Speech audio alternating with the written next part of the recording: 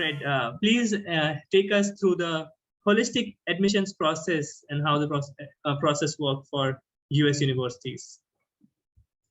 Perfect. Thank you so much, Devesh. Welcome, everybody.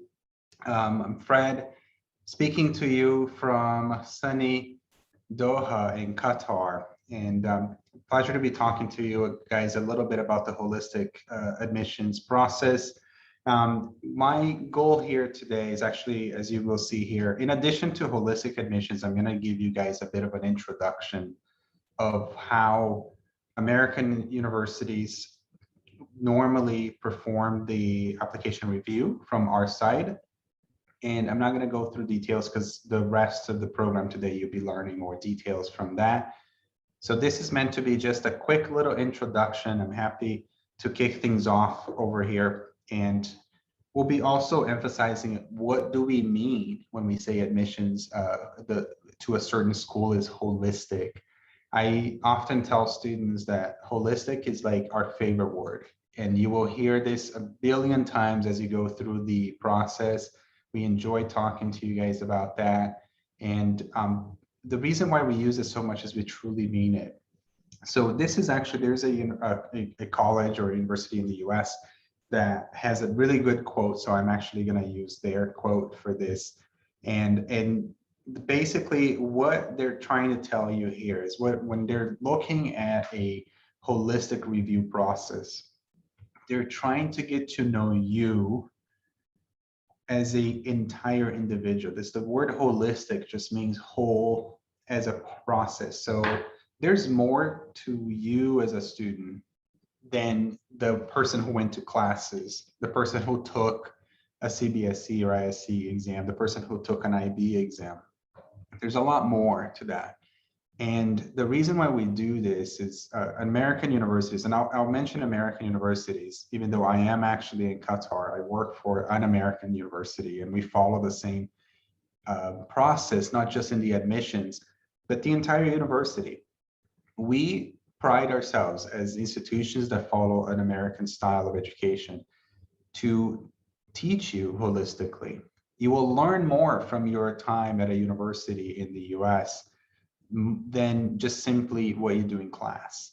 There's a reason why people look at American style institutions when you're looking at education. And that reason is not because we all of a sudden found out how to teach journalism better, how to teach math better. Technically speaking, if you're learning math, a math course is math. Math is math anywhere in India, in the US, in Qatar, in the moon, it would still be very much the same. So what's different? What is it that makes you actually seek an institution in the US? Well, the difference is that we have a tendency in the US to offer programs that are meant to develop you in areas beyond your academics. So if we want to develop all of your areas, not just somebody who teaches you in class, then we will also do the same thing in the admission side. We'll want to get to know you as an entire individual. You're part of a community when you go to university. And sometimes it's a large community, sometimes it's a very small community. So you will impact the institution you attend to just as much as that institution impacts you. Therefore, we want to know more about you. So this is, again, and I'm not going to read the quote. I figured that you guys would have read it already. And I'll promise you that this is the last slide that I have with all kinds of, text in it. But it also shows this. There was a study that the University of Michigan conducted back in 2017, where they actually asked places around the US, actually admission officers, what was most important. And then they actually categorized this as a practice that admissions would follow. And they categorized this into different areas. So if you are an institution that normally looks at the entire file, like everything you submit to your file matters to your admission, then they categorize it into a whole person, meaning we want to get to know you as an entire individual. And then there's the aspect where they will look at the context, but not necessarily also part of the the person. And that, I know they sound very similar, but basically the difference here is one just looks at the file, what is there, that's it. The next tries to imagine you as an entire person. And then the last one is tries to understand the context. What that means is, for example, if you go to a public high school in India, your academic opportunities, your academic expectation would have been different than if you actually went to an international private school in a different country. So when we evaluate your file, we try to take that context into consideration, if that makes a lot of sense. If it doesn't, just ask me questions on the Q&A, and I'm happy to tell you. But then you'll see the differences in here. So when you look at, what do they look at? Well, the holistic admission means that they will evaluate components of your application that you've submitted. The other ones will try to look at beyond what they see. So they have the file, they evaluate your file, but they try to create a persona for you. And the last one will be what I just told you. They will look at everything in addition to your context. What was your family situation? Did you have access to certain things? Was it hard for you to do that? Regardless, this is holistic review for all of them. And you will apply to universities where that would be a little bit different. If you're applying to a very large state school in the US, for example, they might file the whole file process a little more.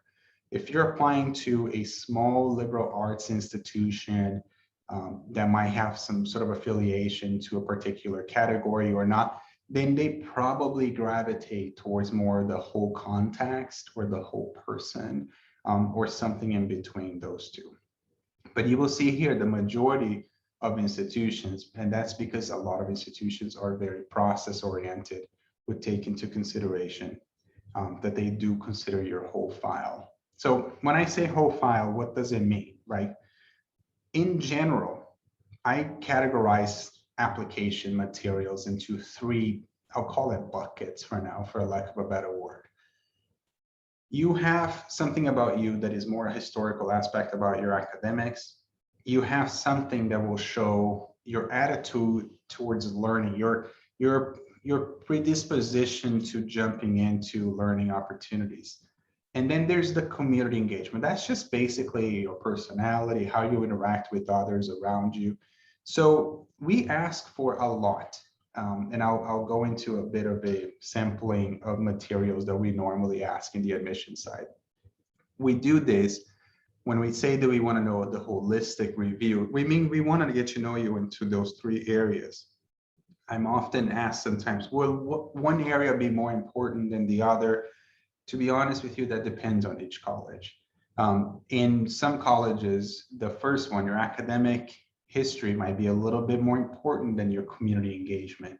In some other colleges, they might focus just as heavily on your learning attitude, on what you've done before, what types of things. In some colleges, it's just equal across the board. In my case, as the people officer, I would always tell you the academic history weighs a little bit heavier. That's usually your first foot for us. But if I'm honest here, a lot of people will always showcase to the school that they can just handle the academic materials.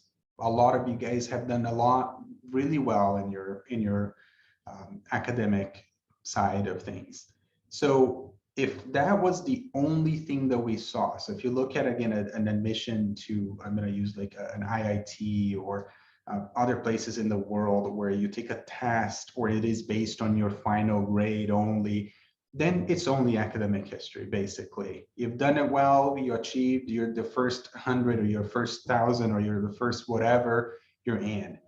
In our colleges, we have to look beyond that. So usually a lot of people, like let's say you're competing for only 100 places for a particular program in India. Frankly speaking, the 200 is still just as capable of handling that academic curriculum as the first 100. So you don't have room for everybody. The holistic process, I think, in my own opinion, that is a little bit more fair in ways that you'd actually look beyond that. So, okay, you're smart. A lot of people are. What else? What else is those learning attitude, the community engagement, and so on. And so how do we get that? We'll get that by letters of recommendation, your essays, you tell us what your activities, we get to know a lot of that aspect. And not all of this applies. For example, if you go to a national school in India, there's really not a whole lot of curriculum choices that you have. That's okay. That doesn't mean you're at a disadvantage all of a sudden. It just means contextually, if you go back to my previous slide, that means you didn't have a choice. So that's okay. We'll look beyond that. But if you did have a choice, if you went to somewhere that you choose which classes, we might try to learn a little bit about you by that choice. We might not care which one you chose, but maybe everything tells us a little bit.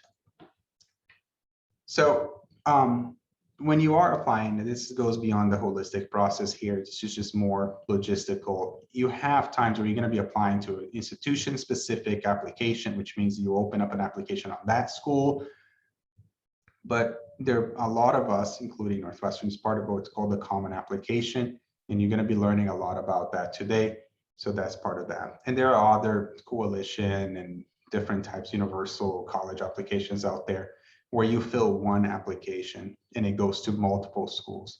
That's what happens to us. You fill one common application, but you can apply to 10 to 20 different universities if you like.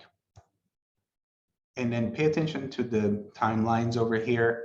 Let me explain. I don't know if this will be part of that, so I hope I'm not repeating this, but there are things that are called the binding application plans. That means you're making a promise that you will attend that institution if you are admitted. In fact, you sign a document, your parents technically have to sign that document, and your high school counselor has to sign that document that shows that you will attend that. Sometimes they have early decision 1 and 2. Those are 2 different timelines, but the binding is the same, okay? And there are other application plans that are not binding. Some of them are early. You can still apply early, have a decision early, but you're not binded to go. You're not signing a document that says that. And then you have something called a regular decision, which means you have a different date. Those tend to be a little bit later, meaning like January 1 or February 1. That depends on every university that you apply. And then you have low rolling admission, which is basically you get a decision. They continue to evaluate until their spaces are filled. So I'll give you a timeline here. So this is based, I will, in full disclosure here, of Northwestern. So it's very similar to a lot of other places, but I use my own just because I know that one. Other places might depend. You would have already started your common application, or you could have already started your common application basically a couple months ago. That doesn't mean you're too late, okay? You can still start now, that's completely fine, but the application is open and ready, and you can go up, and then you will learn how to do that throughout this program today.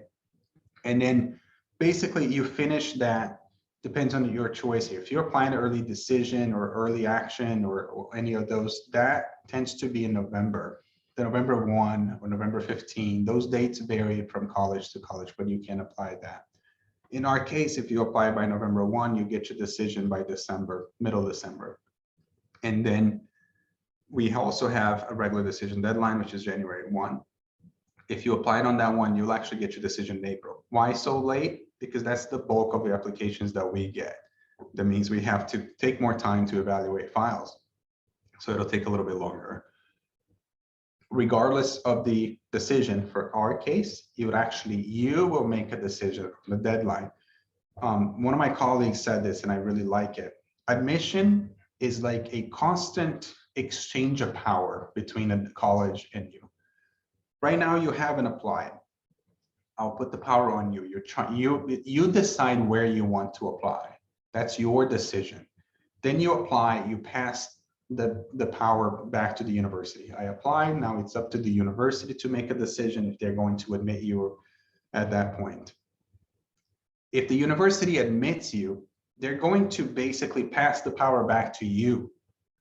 It's your choice now. Are you going to attend or are you not going to attend? There's a lot that goes in between this constant back and forth of power here, but basically speaking, work with us. I say this because we are normal humans, believe it or not, who work in these universities. And for the most part, when we say holistic review, you're going to be providing a lot of documents from us, but you also have a great opportunity to get to be known by us.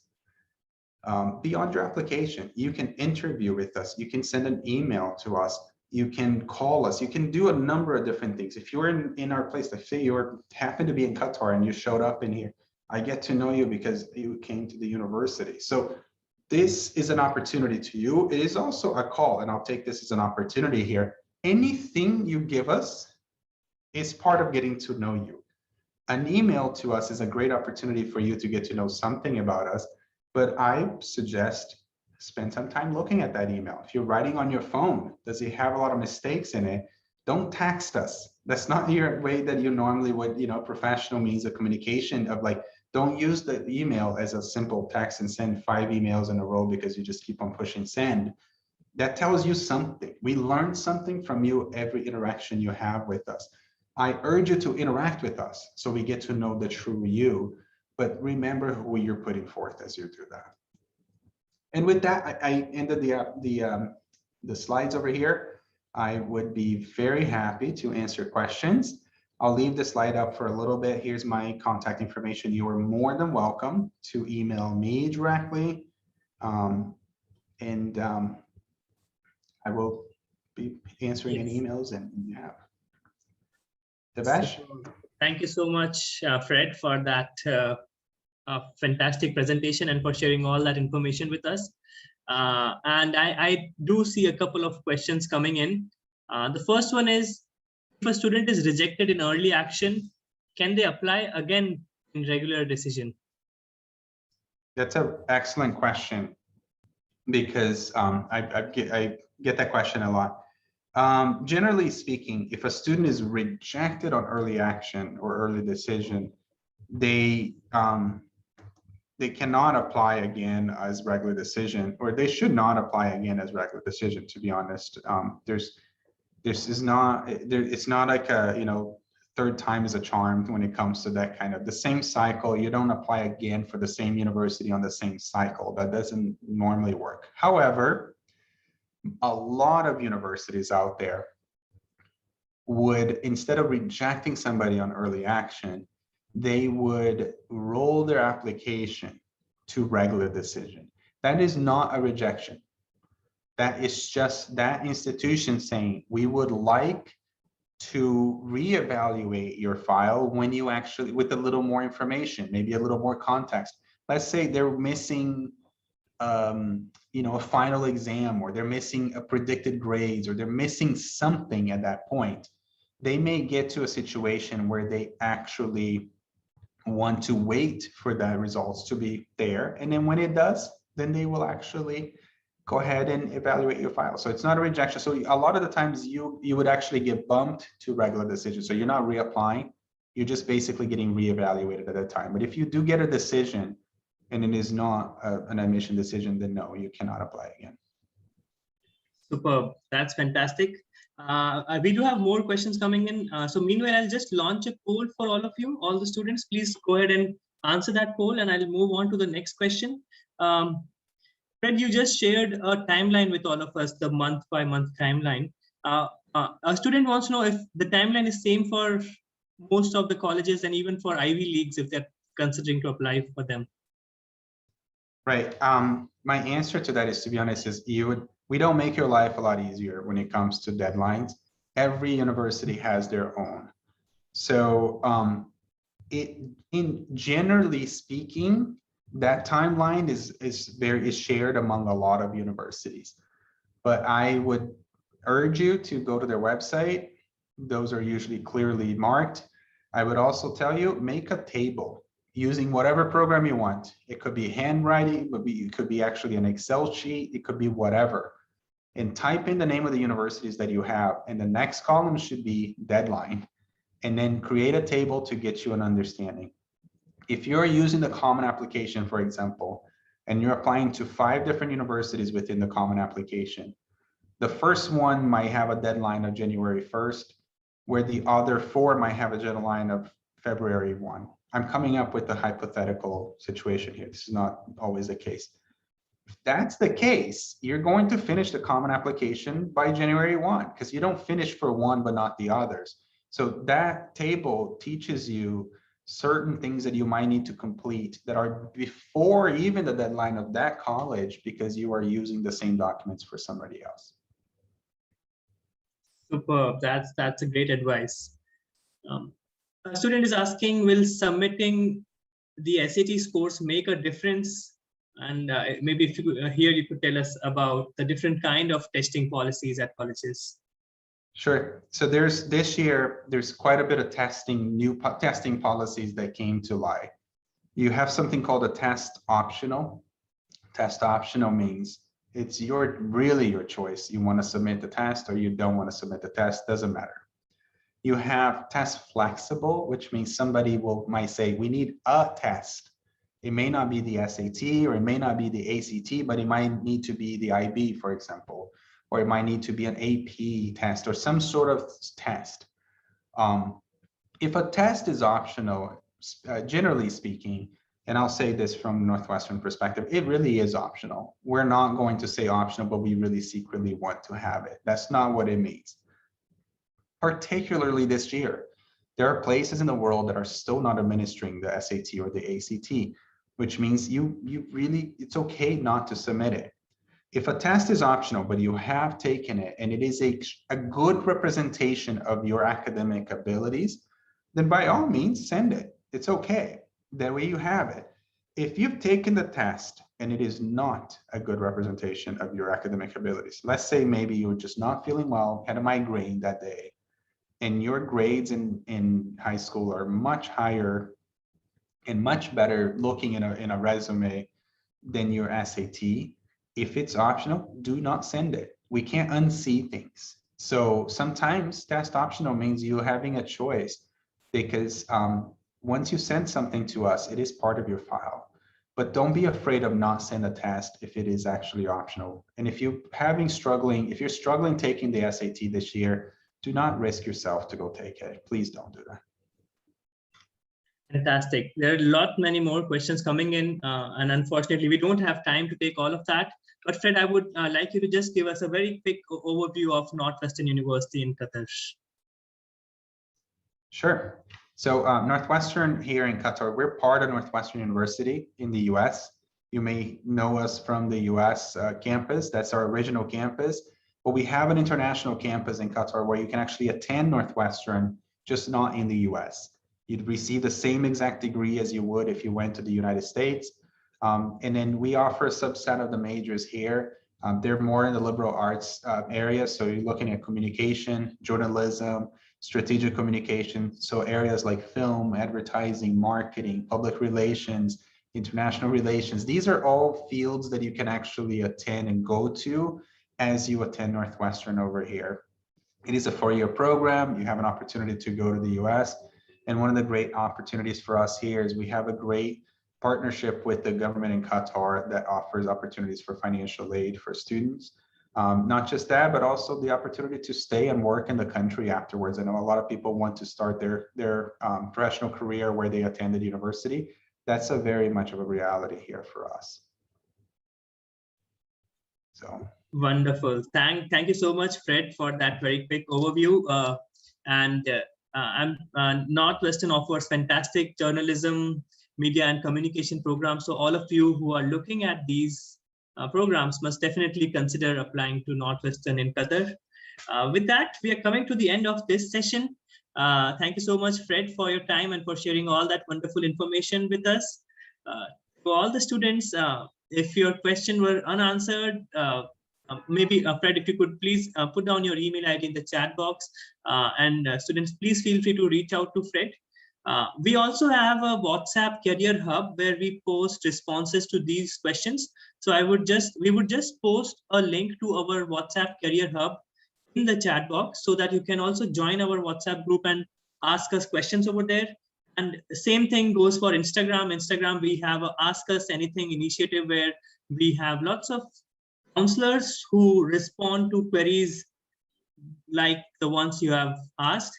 So just check out our Instagram account and just ask us questions over there. And I'm sure that is going to be a very useful resource for all of you. And same thing actually on YouTube also, we keep on posting relevant content every once in a while. So with that, we are coming to the end of this session. Just a reminder that the Next Genius Scholarship Program application deadline is tomorrow. That means if you are considering applying to Next Genius, you need to submit your application by tomorrow. And one more thing is, I'll try and take 15 minutes toward the end of the day, that is 7 p.m. to 7:15 p.m. to provide you additional information about Next Genius Scholarship Program. So after we are done with the 2-hour session, if you have more questions about Next Genius, I'll be there to answer all those queries. So with that, this is session number 1, day 1 of applications filling. And thank you so much, Fred, once again for joining us this evening.